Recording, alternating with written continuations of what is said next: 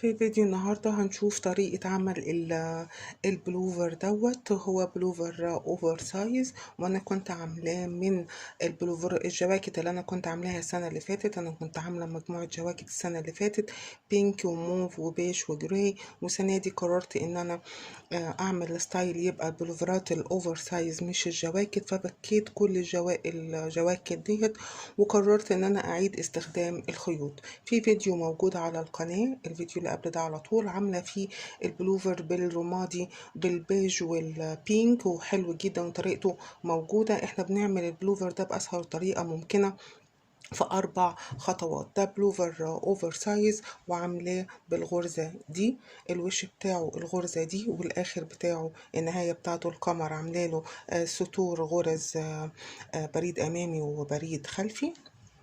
وادي شكل الغرزة اللي انا اخترتها، وعاملة الكول بتاعته هاي كول، والظهر بتاعه كله عبارة عن غرز عمود بلفة. واحنا بنعمل البلوفر دوت في 1 2 3 4 خطوات. 4 خطوات سهلة، ممكن تستخدمي نفس الطريقة دي كجايد انك تعملي بيها كل البلوفرات. واللطيف في الموضوع انك ممكن تلبسي البلوفر على الوشين، يعني ممكن تلبسي الناحية دي يبقى دوت السادة، ويبقى دوت البلوفر بتاعك، وممكن تلبسيه على الناحية التانية اللي فيها الغرزة اللي انتي مختاراها. ممكن تعمليه كله الناحيتين بنفس الغرزة دي، حاجة بترجع لك. هنبتدي نشوف دلوقتي الاول بس شرح دقيقتين ازاي هنعمل البلوفر دوت. وفي تركة في نهاية الفيديو لما هنركب الكمام ازاي بنفنشها وبنخلي الخط اللي في النص دوت ما بيبانش، ازاي بنفنش الخيوط هقولها لكم برضو واحنا ماشيين. هنبتدي نشرح دلوقتي يعني ايه نعمل البلوفر في 4 خطوات. البلوفر في 4 خطوات، يعني أنا محتاجة أعمل 4 خطوات. الخطوة الأولانية هي القطعة الأمامية اللي احنا بنعملها للبلوفر، والخطوة التانية هي القطعة الخلفية اللي احنا بنعملها للبلوفر، والخطوة التالتة هي الكول بتاعة البلوفر، والخطوة الرابعة بتبقى ازاي هنركب الكم بتاع البلوفر بتاعنا ونفنشه ونعمل الشغل كله. اول حاجة طبعا انتي بتجيبي المازورة وبتاخدي بيها المحيط بتاع اكبر مسافة موجودة في الهبس، يعني بتاخدي محيط الخصر بتاع الجسم هنا هو، بنشوف ايه اكبر مسافة وبنقيسها بالمازورة بالشكل ده. بنجيب المازورة وبنلفها على محيط الأرداف، بنشوف أكبر مسافة موجودة عندنا أو أعلى مسافة في محيط الأرداف وبنقيسها. فلنفترض مثلا إن هي طلعت 30 سنتي مثلا، بنقسم المازورة كده نصين وبنشوف النص بتاعها طلع كام. هنا مثلا طلع 15 سنتي، بنشتغل للقطعة الأمامية مجموعة من الأسطر بتساوي 15 سنتي، مش 15 سلسلة، لا، بنشتغل مجموعة من الأسطر وبنقيسها لحد ما بتبقى 15 سنتي بتاعتنا. وبعد ما بنعمل كده بنبتدي نشتغل القطعة بتاعتنا. أول حاجة بداية وده بيزك أساسي، بنعمل أول 3 أو 4 أو 5 سطور زي ما انتي بتبقي عايزة القمر بتاع البلوفر يكون العلو بتاعه. بنعمل مجموعة من الغرز تحت بتكون بريد أمامي وبريد خلفي، والغرزة دي موجودة طريقة تنفيذها على القناة في فيديو ليها. بنبتدي القطعة الأمامية بمجموعة من الغرز بتكون بريد أمامي وبريد خلفي، نعتبر دي القطعة الأمامية. بعد كده بتكوني محتاج انتي بتقيسي بقى الطول اللي انتي عايزاه. أنا عاملة البلوفرات ديت أوفر سايز، فعاملة طول البلوفر 75 سنتي. انتي عايزاه أطول عايزاه أقصر دي حاجة بترجع لك. أنا عاملة يبقى طول البلوفر من أول الكتف لحد القمر تحت، أنا عاملاه 75 سنتي. بعد كده بتشتغلي القطعة بنوع الغرزة اللي انت عايزاها، انت بتختاري الغرزة اللي انت عايزاها. احنا عاملين على القناة برضو مجموعة من الغرز، بتختاري شكل الغرزة اللي انت عايزاها. دي مثلا الغرزة اللي انا نفذتها والفيديو بتاعها موجود على القناة. ده شكل غرزة تانية برضو المثلثات المعكوسة، والفيديو بتاعها على القناة. ودي غرزة المثلثات الفيديو بتاعها على القناة. في مجموعة كبيرة جدا من الغرز أنا عاملة فيديوهات ليها موجودة على القناة. بتختاري شكل الغرزة اللي انت عايزاها، يعني نخلي الفيديو دوت يبقى بيزك أساسي للطريقة اللي احنا نعمل بيها البلوفر بتاعنا مهما كان شكل الغرزة اللي انت عايزاها وطريقة تنفيذها. دي غرزة الباسكيتات برضو من الغرز الجميلة جدا.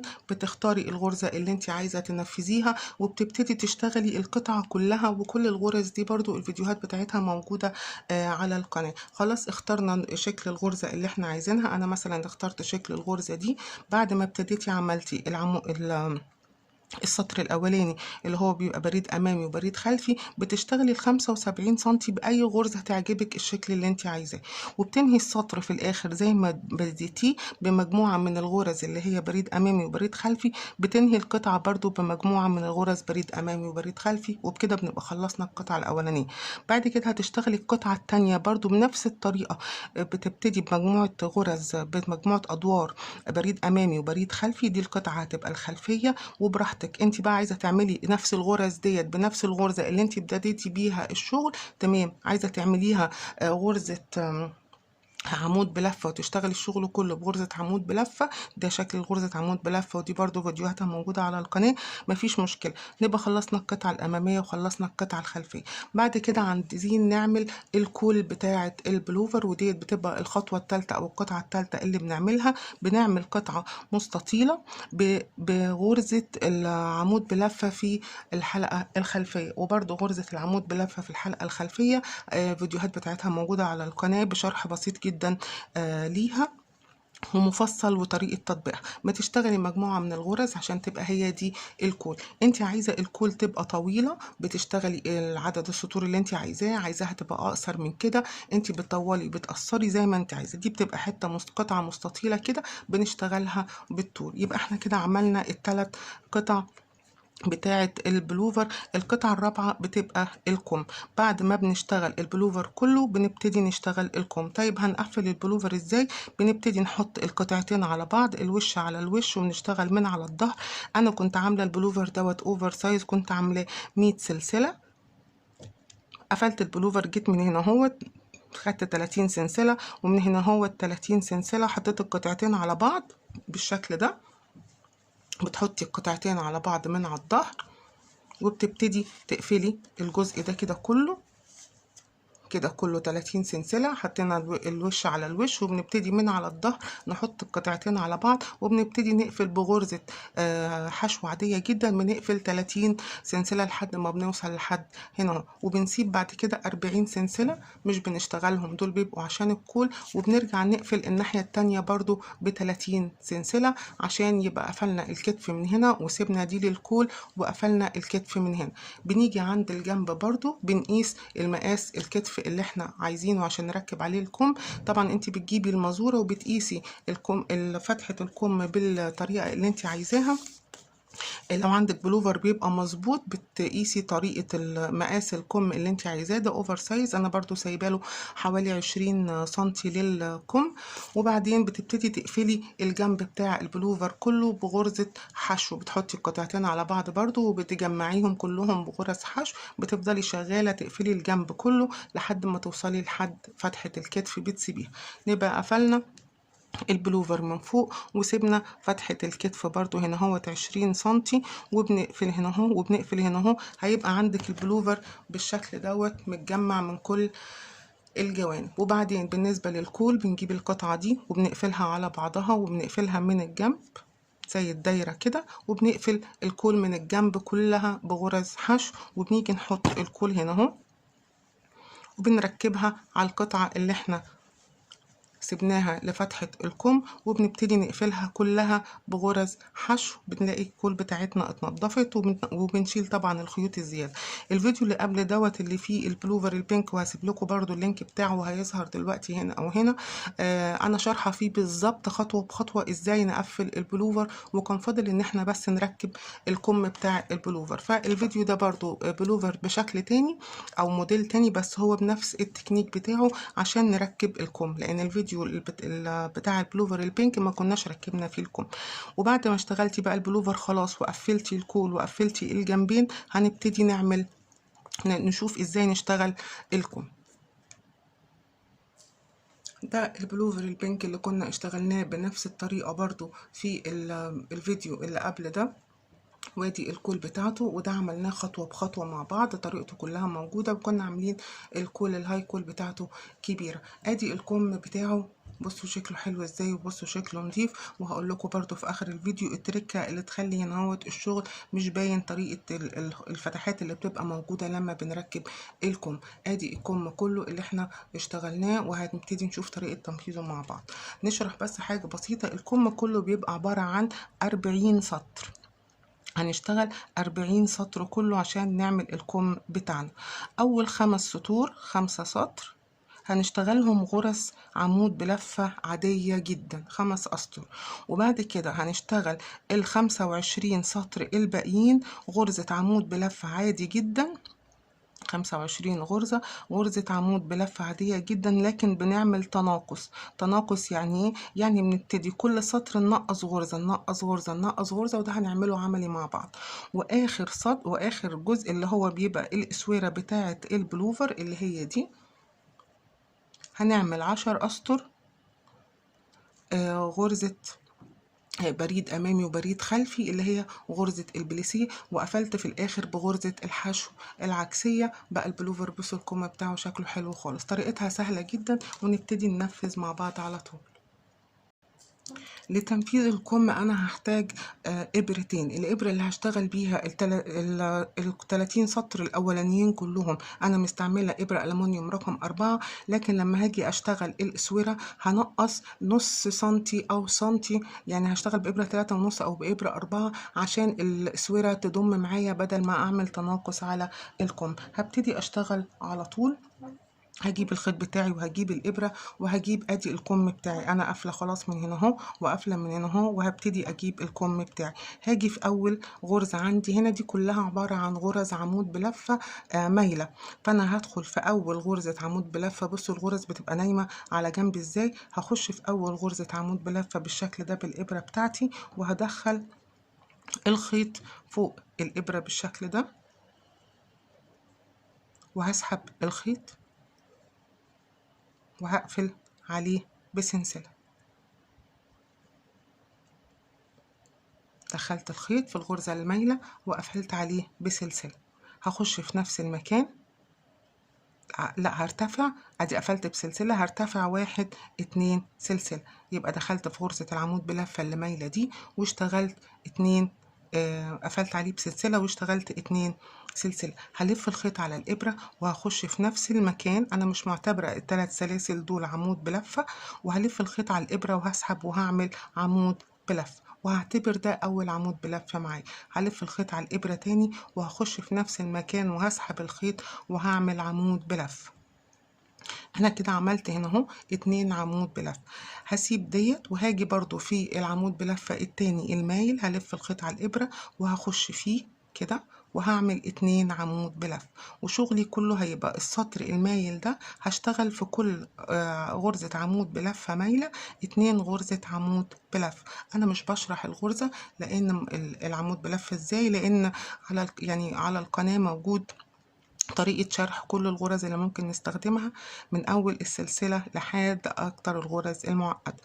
هنلف الخيط على الإبرة وهنخش في كل عمود بلفة مايل وهعمل عمود بلف. يعني هنا عندي العمدان بلفة اللي مايلة دي، هخش في كل عمود بلفة من العمدان بلفة اللي مايلة دي، فعشان أعمل الكم وهعمل فيها 2 غرزة عمود بلف. هلف الخيط على الإبرة وهخش فيها وهعمل 2 عمود بلف. هشتغل كده لحد ما الف على الكم كله واوصل تاني للبدايه. هي ديت الغرز اللي بتبقى فاتحه كده لما عملنا العمدان بلفه. هقول لكم في اخر الفيديو ازاي نقفلها. هكمل السطر كله ونرجع. اشتغلت السطر كله، لفيت زي ما قلنا كل السطر اهو كملته للاخر ووصلت عشان اقفل السطر. انا عندي ال3 سلاسل الاولانيين ما اعتبرتهمش عمود، هخش في العمود اللي بعديها على طول اللي بعد ال3 سلاسل في الغرزة اللي فوق كده، وهشد الخيط ده بس عشان ما يبانش قوي القفلة بتاعة البلوفر من الجنب، وهطلع من الحلقتين وهطلع من الحلقة اللي على الإبرة. قفلت كده بمنزلق، هرتفع تاني 1 2 سلسلة وهلف الخيط على الإبرة وهخش في نفس المكان اللي أنا طالعة منه وهسحب الخيط وهقفل وهطلع من حلقتين ومن حلقتين. ادي غرزة عمود بلف. هلف الخيط على الإبرة وهخش في الغرزة اللي بعدها وهعمل عمود بلفة، وهفضل شغالة السطر كله لحد ما اوصل للناحية التانية واقفل بنفس الطريقة عمود بلفة. وهشتغل بالشكل دوت زي ما قلنا 5 أسطر مفيش أي تغيير، بمشي فوق كل عمود بلفة بعمود بلفة، وباجي في الآخر بقفل بمنزلقة وما بعتبرش ال3 سلاسل الأولانيين عمود بلفة، وبرتفع سلسلتين وبكمل السطر اللي بعديه. هفضل شغالة كده لحد ما أعمل 5 سطور عمود بلفة عشان خاطر بعد كده نبتدي نعمل التناقص بالشكل ده. وهقول لكم في الآخر الفراغات اللي ظهرت دي هنقفلها ازاي. انا عملت السطر التاني بس، لكن هنعتبر ان احنا عملنا ال5 سطور. احنا قلنا هنبتدي ال5 سطور كلهم عمود بلفة، في كل عمود بلفة عمود بلفة من غير تناقص ولا تزايد. هنعتبر ان انا عملت ال5 سطور. هنعمل ازاي بقى التناقص؟ هنيجي الغرزة دي بعد ما عملنا ال5 سطور هنخش برضو تحت الحلقتين وهنسحب الخيط وهنطلع من الحلقة اللي موجودة على الإبرة كده بمنزلقة، وهرتفع 1 2 سلسلة وانا مش بعتبرهم قلنا دول عمود. بعمل التناقص ازاي؟ بعد ما اشتغلنا نعتبر ال5 سطور، هلف الخيط على الإبرة وهخش من نفس الغرزة اللي انا طالعة منها بالخيط بالشكل ده، وهسحب الخيط وهطلع من حلقتين بس. هلف الخيط تاني على الإبرة وهخش في الغرزة اللي جنبها وهسحب الخيط وهطلع من حلقتين بس. بقى معايا 3 حلقات على الإبرة هطلع منهم، وده التناقص. وهشتغل بعد كده كل الغرز بغرز عمود بلفة عادي بدون تزايد أو تناقص. نعملها مرة كمان عشان هنشتغل بالغرزة دي 25 سطر بنفس الطريقة. أول غرزة بنشتغلها بنعمل فيها التناقص. أدي أنا معايا هقفل السطر، هخش تحت الحلقتين كده وهسحب الخيط وهطلع من الحلقة اللي على الإبرة بمنزلقة، هرتفع 1 2 سلسلة، هلف الخيط على الإبرة وهخش في نفس المكان اللي أنا طالعة منه وهسحب الخيط وهطلع من حلقتين. بقى معايا حلقتين على الإبرة، هلف الخيط تاني على الإبرة وهخش في الغرزة اللي بعدها وهسحب الخيط. بقى معايا 4 حلقات على الإبرة، هطلع من حلقتين. بقى معايا 3 حلقات وهقفل الغرزة دي كده، بقت غرزة واحدة. وهرجع تاني أشتغل على كل سطور عادي على كل الغرز العمود بلفة، فوق كل غرزة عمود بلفة غرزة عمود بلفة لحد ما هكمل السطر كله، وهرجع هقفل في نفس الغرزة اللي أنا عاملة فيها التناقص وهعمل تاني غرزة تناقص. يعني كل سطر في ال25 سطر اللي بعد كده بعمل في أول السطر غرزة تناقص، وبكمل كده لحد ما بوصل ببقى عاملة 30 سطر. بعد ما عملت ال5 سطور بدون أي تناقص، وبعد كده بشتغل 30 سطر بتناقص، بعد كده بشتغل 10 سطور بغرزة البريد الأمامي والبريد الخلفي بالشكل ده، وبقفل بغرزة الحشو العكسية، والغرز دي كلها موجودة على القناة. دلوقتي ازاي هداري بقى الفتحات اللي طلعت نتيجة للتركيب الكم؟ بجيب خيط عادي بربطه في قربلة التنظيف وببتدي ادخل هنا في اول غرزة عندي وببتدي اشتغل غرز خياطة عادية جدا كأني بخيط الشغل. هطلع كده في اول غرزة وهبتدي اخش كده كأني بخيط عادي سراجة كده، بفضل داخلة تحت واحدة وطلع تحت التانية طول الكم بتاعنا بالشكل ده، وبسحب الخيط كده. بتعمليه على فتلة واحدة، بتعمليه على فتلتين زي ما انتي عايزة، وبنخش تاني نبتدي نعمل غرز زي ما تكون غرز سراجة. بخش من واحدة وبطلع من واحدة بالشكل ده، بداري على حسب بقى الفتحة عندك. تعملي الخيط دوت فتلة واحدة، بتعمليه فتلتين زي ما انتي بتبقي شايفة الفتحة بتاعت الشغل بتاعتك بتبقى ازاي. وفي النهاية الكم بتاعنا اهو الفتحات كلها متدارية بالشكل ده، تمشي عليه كله داير ما يدور لحد ما يخلص. وكده دوت ابسط طريقة نعمل بيها البلوفر بتاعنا. يا رب تكون عجبتكم وتكون طريقة الشرح سهلة. وده كان الفيديو بتاعنا النهاردة، واختاروا الغرز اللي انتوا عايزينها واعملوا شغل زي ما تحبوا. طريقة سهلة جدا وبسيطة، ابسط طريقة لتنفيذ البلوفرات الشتوي، وتبسطوا بشغلكم. ولو في اي كومنتات سيبوها لي في التعليقات وانا هرد عليكم.